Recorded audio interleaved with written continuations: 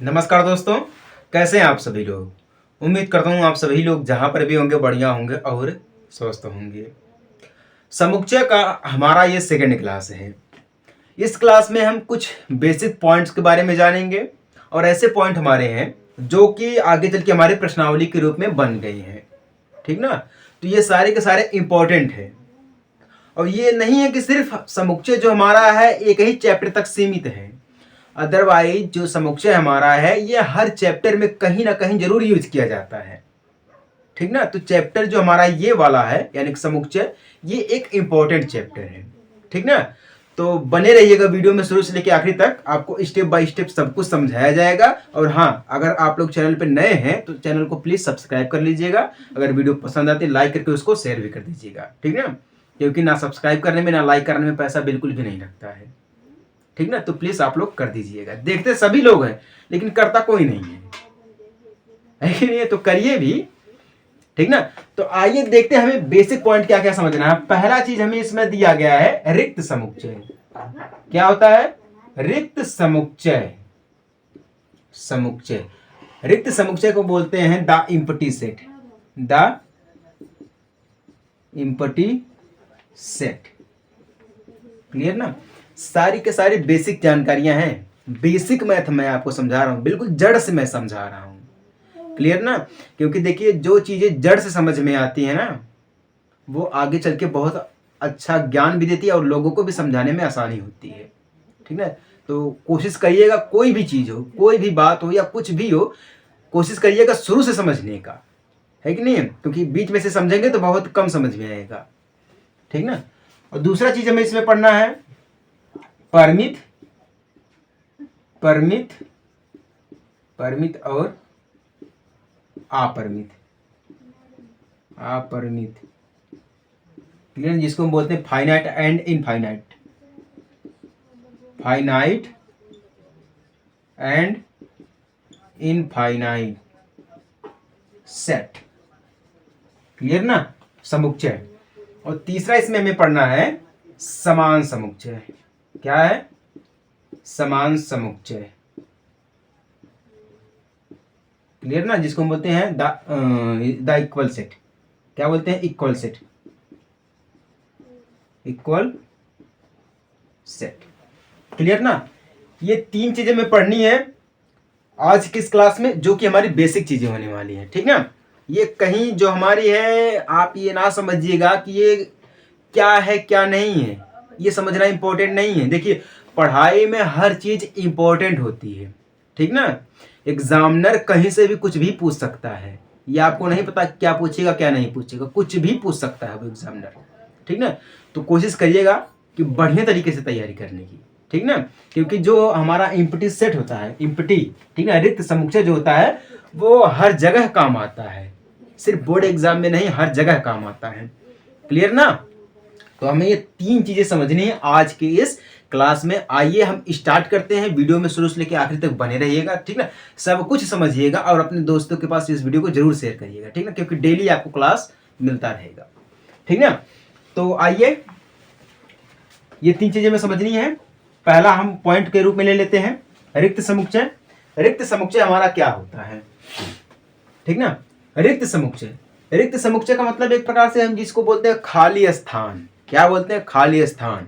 ठीक है। जैसे कि कई बार जब क्वेश्चन नहीं बनता है कि खाली स्थान को भरिए, जैसे कुछ पॉइंट्स दे दिए रहते हैं, कुछ क्वेश्चन दिए रहते हैं, तो उसमें लिखा रहता है प्रश्न में कि खाली स्थान को भरिए, उसके बाद जो हमारा क्वेश्चन दिया रहता है। क्लियर। जो खाली स्थान होता है यानी कि रिक्त समुच्चय या रिक्त स्थान बोलते हैं। खाली स्थान बोले या रिक्त स्थान बोले, रिक्त का मतलब हो जाता है खाली, बिल्कुल खाली। ध्यान दीजिएगा, रिक्त का मतलब क्या हो जाता है? रिक्त का मतलब खाली स्थान। ठीक ना। क्या? खाली स्थान।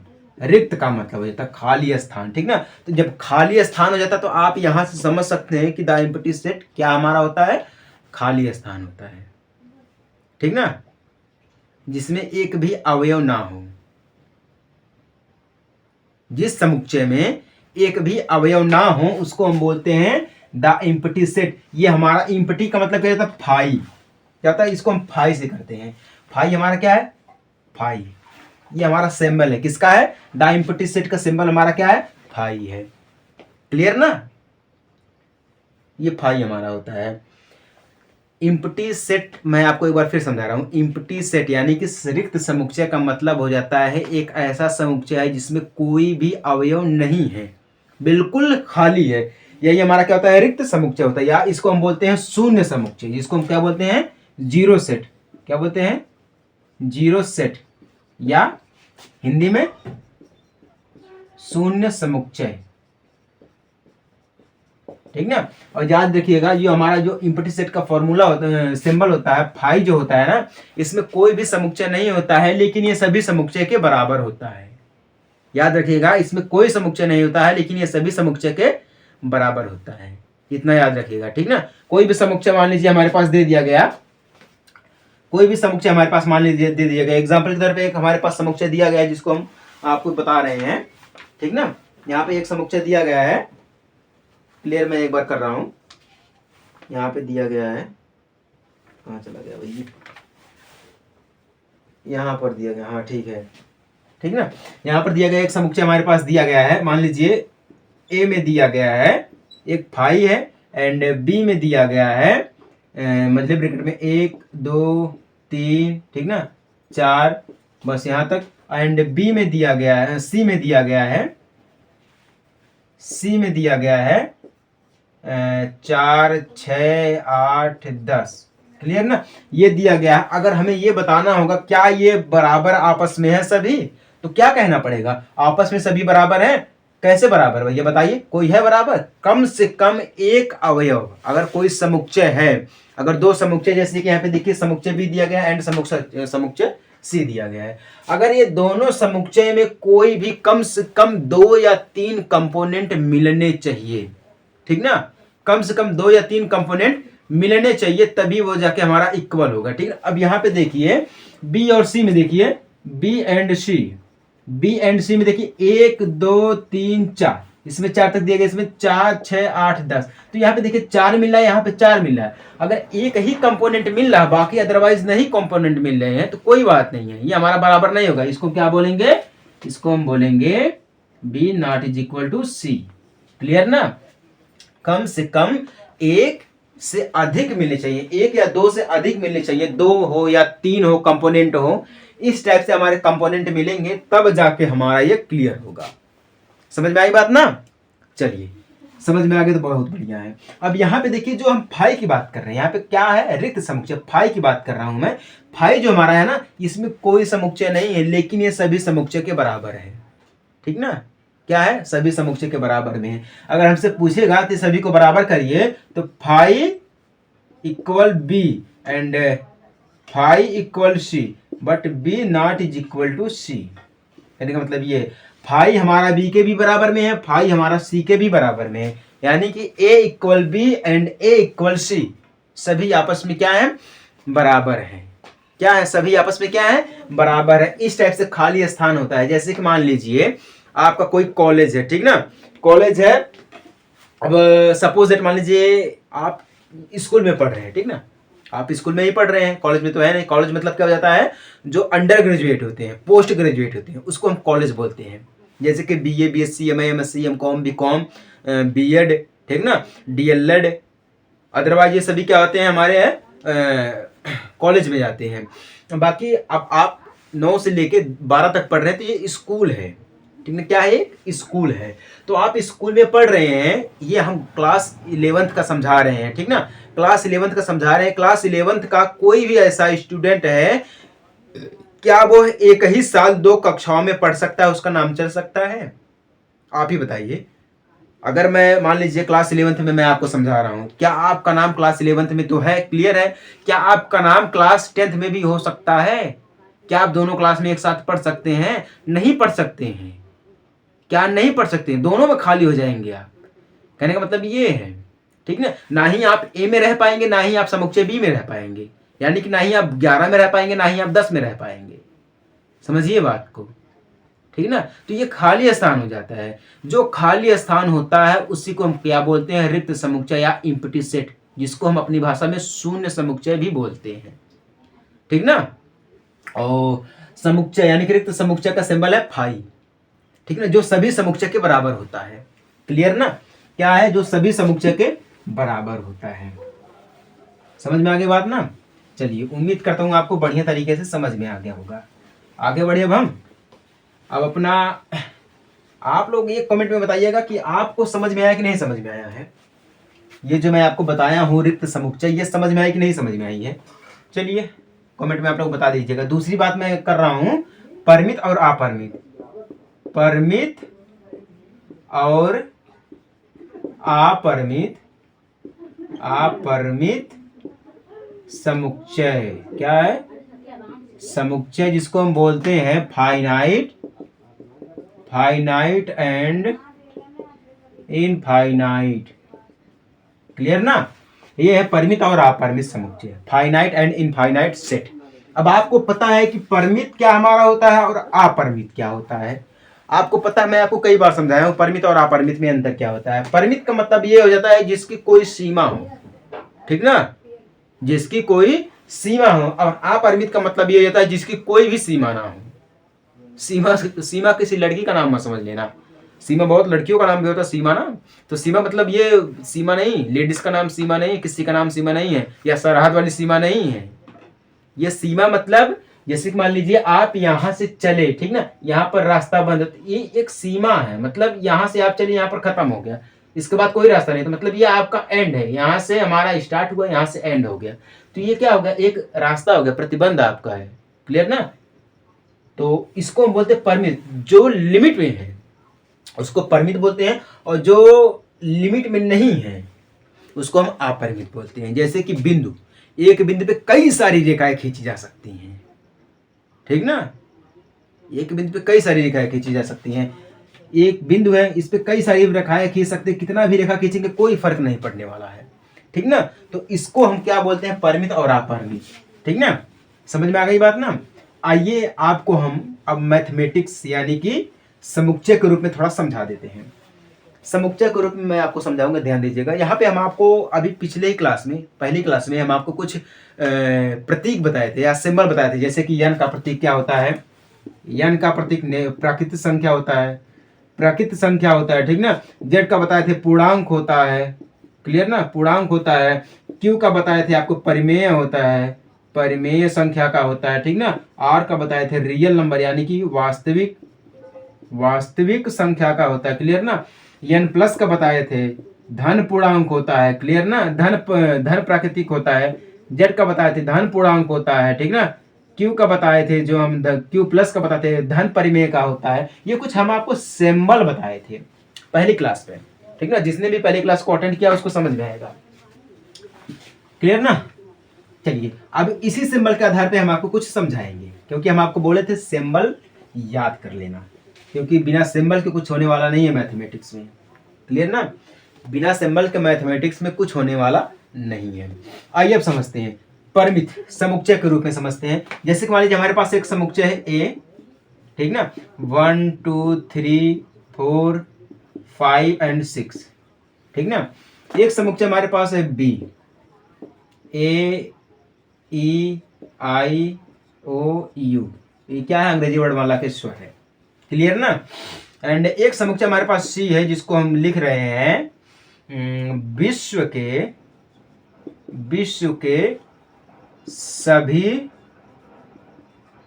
लड़कों की संख्या, क्लियर ना, विश्व के सभी लड़कों की संख्या। अगर भारत की बात की जाए तो भारत में भी हम एक प्रकार से गिन सकते हैं, लेकिन विश्व में कितने लड़कों की संख्या है किसी को नहीं पता है, किसी को नहीं पता है, क्योंकि आए दिन लोग रोज मरते रहते हैं, लोग जिंदा होते हैं, ठीक ना।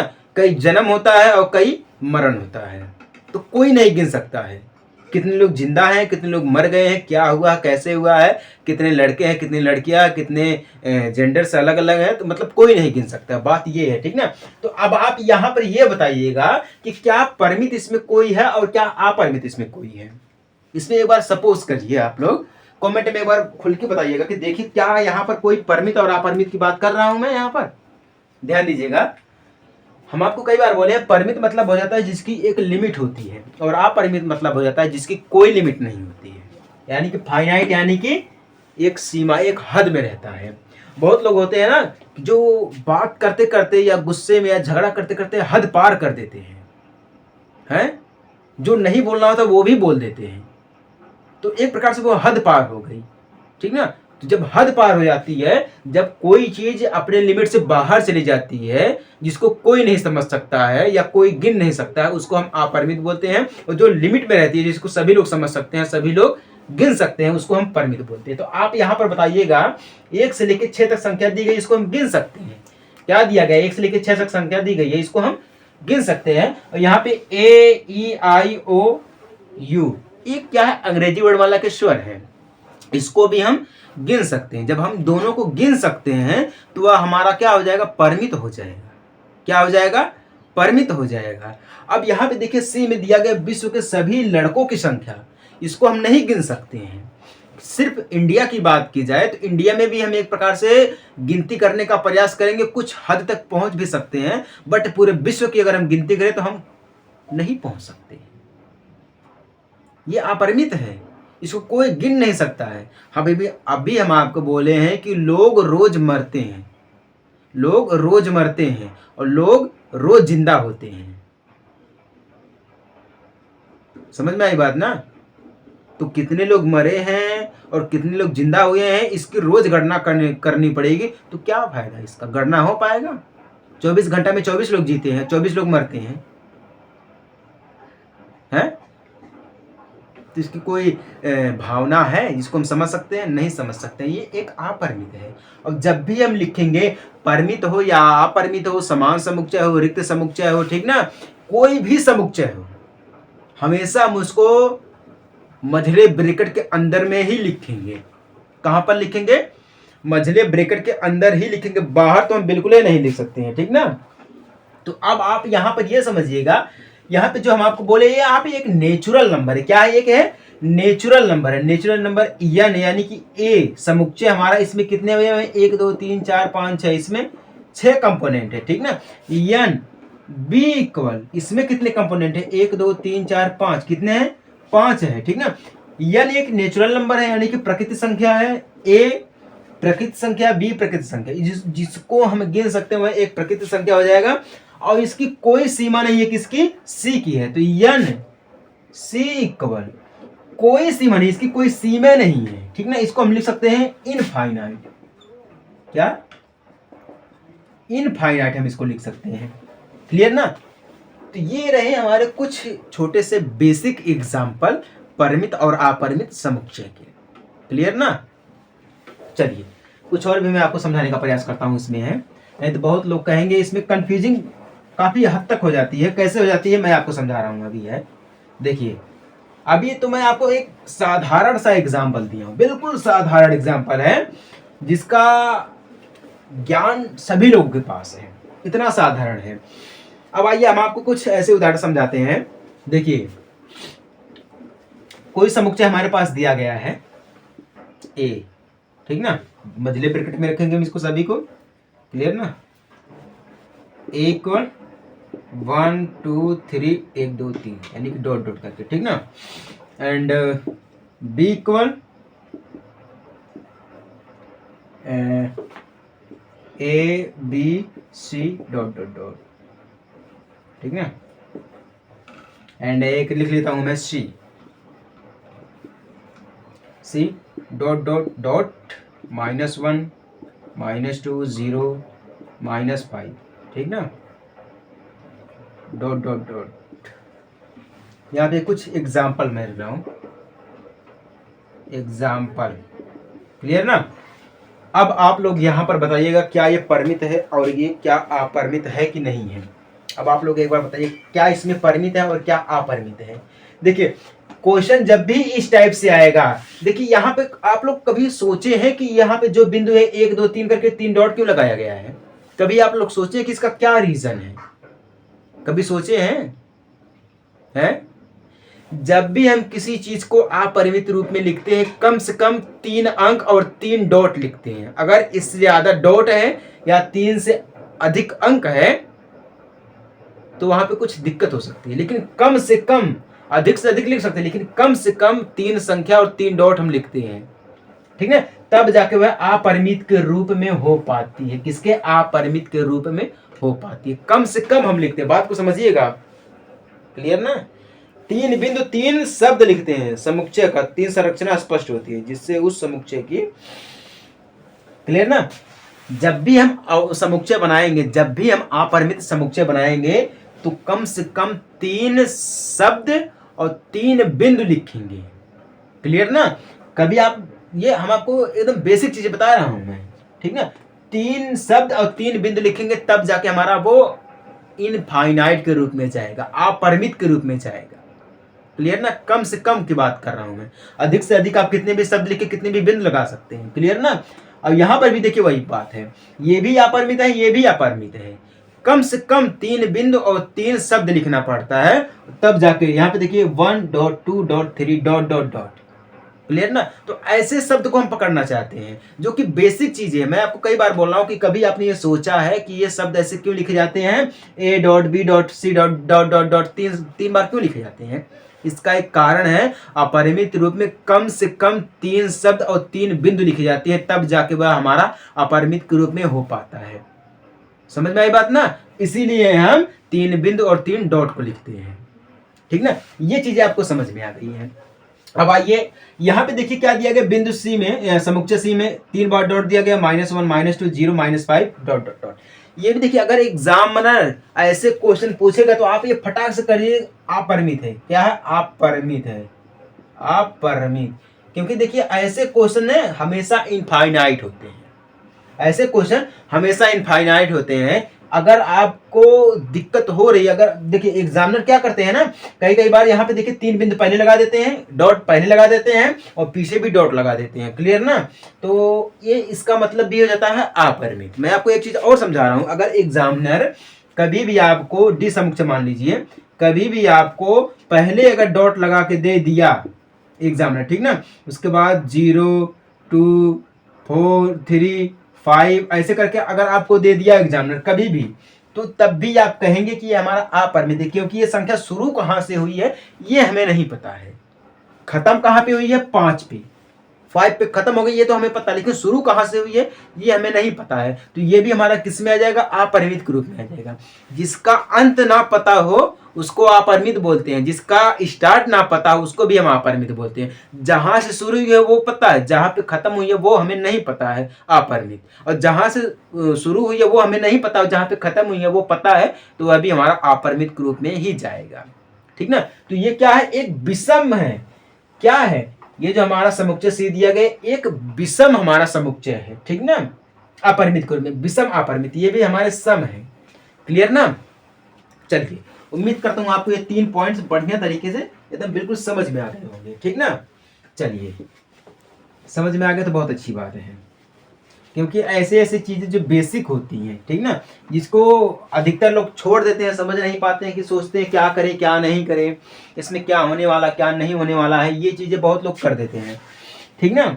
चलिए एक आध एग्जाम्पल और ले लिया जाए। देखिए एग्जाम्पल में क्या बोल रहा है, बतलाइए कि निम्नलिखित समुच्चय में कौन सा परिमित और कौन अपरिमित है, ठीक ना? हमारे पास एक संख्या दी गई है, फर्स्ट में x बिलोंग n, क्लियर है? क्या x बिलोंग n है, and x -1 and x -2 equal 0, ठीक ना? इसमें क्या आप ये बता सकते हैं कि क्या ये अपरिमित है कि परिमित है? आप ये बता सकते हैं, एग्जाम्पल है, क्या बता सकते हैं परिमित है? क्योंकि यहाँ पे देखिए जो हमारा नेचुरल नंबर, क्या है ये? नेचुरल नंबर है। तो यहाँ पे अगर हम तोड़ेंगे x -1 इक्वल 0, तो x बराबर क्या हो जाएगा? 1 हो जाएगा। ये x -2 इक्वल 0 है, तो x इक्वल क्या हो जाएगा? 2 हो जाएगा। x एक बार 1 है, एक बार 2 है, तो यहाँ पे जो बनेगा हमारा वो 1 और 2 बनेगा, सिर्फ 2 ही बार बनेगा। तो ये क्या? परिमित है, जिसकी एक लिमिट होती है। मैं आपको कई बार बोला हूँ, अगर जिसकी लिमिट है वो परिमित है, और जिसकी लिमिट नहीं है वो अपरिमित है, क्लियर ना? चलिए एक और दिया गया, इसको भी समझ लेते हैं। यहाँ पे दिया गया है, दूसरे में एक और समझ लेते हैं, x बिलोंग n, ठीक ना? एंड दिया गया x की पावर 2, फिर क्या दिया गया? इक्वल 4 दिया गया है, क्या दिया गया, इक्वल में 4 दिया गया। अब यहाँ पर ये पॉइंट को पकड़िए, लास्ट वाले पॉइंट को हम हमेशा ध्यान देंगे। जब भी ऐसा क्वेश्चन आएगा तो हम लास्ट वाले पॉइंट को हमेशा ध्यान देंगे, ठीक ना। जब लास्ट वाले पॉइंट को देंगे तो यहाँ पे x स्क्वायर इक्वल 4 दिया गया है, तो ऐसी संख्या को हम देखेंगे 4 का एक वर्ग बन सके, ठीक ना। 4 का वर्ग 16 आ जाएगा चाचू के, 16 एक उससे कम में करेंगे तो वर्गमूल के रूप में आएगा, तो 2 का पावर 2 करेंगे तब भी हमें 4 मिल जाएगा, ठीक ना। तो x स्क्वायर इक्वल 2 का पावर 2, तो बराबर x बराबर क्या हो जाएगा, 2 हो जाएगा। x बराबर क्या हो जाएगा, 2 हो जाएगा। जब x की वैल्यू 2 हो जाएगी तो ये क्या हो जाएगी, हमारी एक परिमित हो जाएगी, ठीक ना। समझ में आई बात ना। तो ये कुछ बेसिक्स एग्जाम्पल रहे हैं, जब भी हम देखेंगे तब हम लास्ट वाले पद को देखेंगे। क्लियर हुआ कि नहीं हो गया। अब देखिए हमारा ये दूसरी क्लास चल रही है, इसमें देखिए क्या है ना, कुछ बेसिक चीजें मैं आपको समझाने का प्रयास कर रहा हूँ। क्लियर ना, बेसिक चीजें, क्योंकि हमेशा इंसान को बेसिक में रहना चाहिए, ठीक ना। किस में रहना चाहिए, बेसिक में रहना चाहिए। चलिए ये समझ में आ गया, परमिता परमित ना। सभी लोग कमेंट में बताइएगा एक बार, हाँ समझ में आया कि नहीं समझ में आया। देखिए तब भी हमें पता चलेगा ना कि आप लोग क्या समझ में आ रहा है कि नहीं समझ में। अब कुछ लोग हैं वीडियो को स्टार्ट करेंगे लेकिन एंड तक लेके जाएंगे नहीं, तो उनको क्या समझ में आएगा, घंटा समझ में आएगा, कुछ नहीं समझ में आने वाला है, ठीक ना। आइए अब हम समझते हैं तीसरा नंबर, समान समुच्चय, जिसको हम बोलते हैं इक्वल सेट। इक्वल सेट, ठीक ना। आपको नाम से ही पता चल गया कि इक्वल सेट क्या हमारा होता है। नाम से ही पता चल गया इक्वल सेट क्या होता है, जो समान है, मतलब बराबर है, जो समुच्चय आपस में बराबर है। समझ में आई बात ना, नहीं समझ में आई है, आइए समझाते हैं। देखिए एक एग्जाम्पल के साथ मैं आपको समझा रहा हूं, ध्यान दीजिएगा।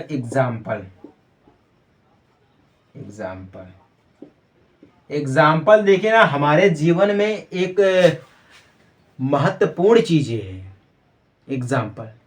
रोड बनाते समय पहले गिट्टे को डाला जाता है, ठीक है ना, गिट्टा डाला जाता है, उसके बाद ही रोड मजबूत बन पाती है। तो क्वेश्चन को समझने के लिए, क्वेश्चन को हल करने के लिए सबसे पहले हमें एग्जाम्पल को समझना पड़ेगा, तभी हम क्वेश्चन को हल कर पाएंगे, वरना हल करने वाले हम नहीं हैं। समझे में नहीं आएगा तो हल क्या करेंगे। जो टीचर्स होते हैं वो भी पहले एग्जाम्पल से ही शुरुआत करते हैं, ठीक ना। चलिए समान समुच्चय, मान लीजिए हमारे पास कोई समुच्चय ए दिया गया है, 1 2 3 4, क्लियर ना।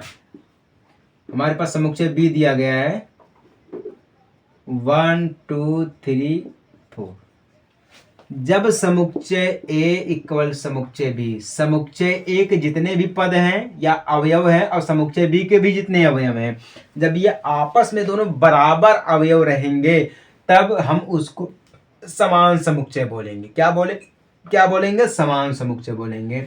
समुच्चय ए का कंपोनेंट एंड समुच्चय बी का कंपोनेंट अगर बराबर है, ठीक ना, तब हम उसको क्या बोलेंगे, इक्वल सेट बोलेंगे। क्या बोलेंगे, समान समुच्चय बोलेंगे। यहां तक आपको समझ में आई कि नहीं, बात समझ में आई है, समान समुच्चय क्या होता है। लेकिन इसमें थोड़ा सा ट्विस्ट है, वो ट्विस्ट क्या है मैं आपको बता रहा हूं। देखिए अगर यहीं पर समुच्चय सी इक्वल में दिया जाए 1 2 3 4 5, क्लियर ना, एंड समुच्चय डी में दिया जाए 1 2 3, तो क्या आप ये बता सकते हैं कि क्या ये समान समुच्चय है या समान समुच्चय नहीं है। क्या आप ये बता सकते हैं कि समान समुच्चय है कि समान समुच्चय हमारा ये नहीं है। बहुत लोगों को पता है कि क्या ये हो सकता है कि नहीं हो सकता है। आप एक लोग कमेंट करिए ना, कमेंट करेंगे तभी तो हमें पता चलेगा कि हमारे वीडियो कहाँ जाती है, कितने लोग देखते हैं, ठीक ना, कैसे लोग देखते हैं वीडियो को, हैं। चलिए मैं ही बता देता हूँ। देखिए समान समुच्चय का मतलब मैं आपको पहले समझा रहा हूँ। समान समुच्चय का मतलब हो जाता है कि समुच्चय, दोनों समुच्चयों में बराबर कंपोनेंट हो और एक ही कंपोनेंट हो। कहने का मतलब जैसे कि ए और बी में दिया गया है, 4 कंपोनेंट ए में है, 4 कंपोनेंट बी में है, लेकिन चारों के चारों सेम बिल्कुल दिए गए हैं, है कि नहीं है। समुच्चय ए का समुच्चय बी का बिल्कुल सेम कंपोनेंट है, ठीक ना। तो ये हमारा हो गया समान समुच्चय। अब इसमें देखिए, इसमें सी में, समुच्चय सी में देखिए 5 कंपोनेंट है एंड समुच्चय डी में 3 ही कंपोनेंट है, तो ये बराबर नहीं है, ये समान समुच्चय नहीं है। समान समुच्चय का मतलब होता है कि सब कुछ बराबर हो। क्या हो, सब कुछ बराबर हो। लेकिन अब इसमें फर्क क्या है, अंतर क्या, मैं आपको बता रहा हूँ, देखिएगा जरा ध्यान से देखिएगा। अंतर मैं आपको छोटा सा ट्विस्ट बता रहा हूँ, बहुत लोग कंफ्यूज भी हो जाएंगे कि अगर यहाँ पर मैं आपको दे दिया, एक एग्जांपल ले लेता हूँ। अगर हमारे पास एक कंपोनेंट है यक्स, ठीक ना, तो इसमें दिया गया है यक्स, ठीक ना, इसमें दिया गया है A L L O Y, clear ना, एंड समुच्चय बी, एक समुच्चय यक्स एंड एक समुच्चय वाई दिया गया है, क्लियर ना। इसमें दिया गया है L O Y A L, clear ना। अब आप ये बताइए कि क्या ये समान समुच्चय है कि नहीं है। अब आप ये बताइएगा, कमेंट एक बार करिए फटाफट, क्या ये समान समुच्चय है या समान समुच्चय नहीं है। देखिए, ऐसे जब क्वेश्चन आ जाए एग्जाम में, ठीक है, तो क्या करना चाहिए। अब बढ़िया से मैं आपको समझाते रहा हूँ। समान समुच्चय का मतलब हो जाता है कि सभी कंपोनेंट बराबर हों, ठीक ना। लेकिन इसमें एक छोटा सा अंतर ये दिया गया है कि अक्षर आगे पीछे हो सकते हैं, लेकिन अक्षर होने चाहिए। जैसे कि यहाँ पे देखिए, समुच्चय ए, समुच्चय एक्स में दिया गया A double L O Y, ठीक ना, समुच्चय वाई में दिया गया L O Y A L, ठीक ना। यहाँ पर यल पहले, यहाँ पे आखिर में यल, यहाँ पे दो यल साथ में दिया गया। तो इससे मतलब हमें नहीं है, अक्षर होने चाहिए, चाहे वो अक्षर आगे पीछे करके दिए हो या घटा बढ़ा कर दिए हो, लेकिन वही अक्षर होने चाहिए, ठीक ना। अक्षर को हम आगे पीछे कर सकते हैं, बदली कर सकते हैं, ठीक ना। यल की जगह पे ए की जगह पे यल हम कर सकते हैं, लेकिन अक्षर एक ही कंपोनेंट मतलब एक ही समुच्चय में होने चाहिए, क्लियर ना। तो क्या है ये, यक्स इक्वल वाई, ये क्या है, आपस में बराबर है, क्लियर ना, बराबर है। हमें अक्षर से नहीं मतलब है, हमें मतलब ये नहीं चीज, इससे हमें अंतर नहीं कि क्या ये अक्षर बन रहा है, क्या अलग अक्षर है, ये अलग अक्षर नहीं है, हमें इससे नहीं मतलब है। हमें मतलब इससे है कि क्या इसमें देखिए सभी अक्षर बराबर हैं, यल इसमें भी एक बार है, यल इसमें भी एक बार, यल इसमें भी एक बार, यानी कि यल दो बार इसमें, यल दो बार इसमें, ओ एक बार, ओ एक बार, वाई एक बार, वाई एक बार, ए एक बार, ए एक बार। अक्षर हमें बराबर होने चाहिए, ठीक ना, अक्षर आपस में बराबर होने चाहिए। आगे पीछे करके दिया उससे हमें नहीं मतलब है। जैसे कि मान लीजिए हमारे पास समुच्चय ए दिया गया है, क्लियर ना, इसमें लिखा है ई एन डी, ठीक है, यानी कि एंड लिखा गया है, क्लियर ना। और समुच्चय बी हमारे यहीं पर यही दिया गया है, इसमें दिया गया है N E D, N E D. तो क्या ये बराबर नहीं है, ये समान समुच्चय है। अक्षर से हमें नहीं मतलब, एन इसमें भी, एन इसमें भी, डी इसमें भी, डी इसमें भी, ई इसमें भी, ई इसमें भी। हमें इससे नहीं मतलब है कि क्या ये बराबर में लिखा जाए, ऐसा जरूरी नहीं है। हमें देखना क्या है, जो कंपोनेंट है वो बराबर हैं, हमें कंपोनेंट को ध्यान देना है समान समुच्चय में। हमें हमें ये नहीं देखना कि इस शब्द का मतलब क्या हो रहा है, इस शब्द का मतलब क्या हो रहा है, हमें ये नहीं देखना, हमें कंपोनेंट को ध्यान देना है, ठीक ना। अल्फाबेट में मैं आपको समझा रहा हूं अभी अभी मैं, चलिए आपको अंक में समझा रहा हूं। चलिए हमारे पास कोई समुच्चय मान लीजिए सी दिया गया है, 1 2 3 4, क्लियर ना। हमारे पास एक समुच्चय दिया गया है डी, ठीक ना, डी दिया गया है, इसमें दिया गया है 3 1 4 2। तो क्या आप ये बताइएगा, क्या ये समान समुच्चय हैं।